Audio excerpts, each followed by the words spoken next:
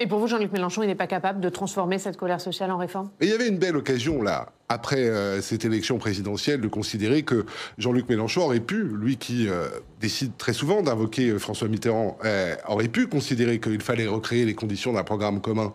Mais un programme commun, c'est un programme qui allait du Parti communiste au Parti radical, avec un Mitterrand qui s'érigeait au-dessus et en point d'équilibre. Là, c'est l'inverse qui a été fait. Ce qui a été décidé, c'est qu'il fallait que chacune et chacun à gauche aille abjurer 30 ans de vie politique et veuille bien se soumettre à la plateforme programmatique de la partie la plus à gauche du spectre. Eh bien, à partir de là, oui, il y a une occasion manquée pour la gauche d'avoir une unité crédible. Et c'est ce qui amène mon parti à considérer que dans ces considérations, c'est l'indépendance qui prévaut. Est-ce que le problème pour vous, vous connaissez bien Mélenchon depuis pas mal d'années, vous vous êtes vu parler pendant cette période de tractation. Le problème, c'est Mélenchon?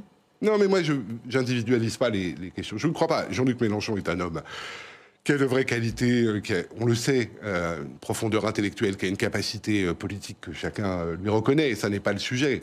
Je crois qu'il y a simplement un moment où, quand vous vous êtes embarqué avec un entourage de gens qui sont de plus en plus ultras, qui sont dans la caricature, enfin pardon, quand on en est à investir des femmes et des hommes qui veulent le permis de voter, qui veulent envoyer la police dans les foyers pour vérifier si les tâches ménagères sont respectées, des femmes et des hommes qui tiennent des propos outranciers, comme c'était le cas de M. Bouaf, comment voulez-vous ensuite revenir à un point d'équilibre et de centralité? C'est bien cela qui peine aujourd'hui.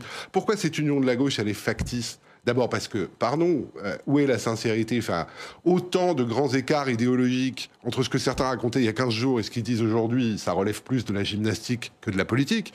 Mais par ailleurs, pardon, comment peut-on défendre être dans un projet républicain, laïque, universaliste et se retrouver à co-investir des candidates et des candidats qui combattent cette vision de la République?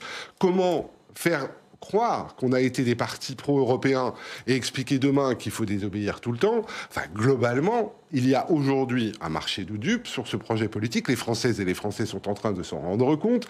Et par ailleurs, la sincérité manque. On ne peut pas, à ce point, en politique, changer d'avis en 15 jours. Et là, non, mais là, vous parlez des socialistes. Je parle des socialistes et des écologistes.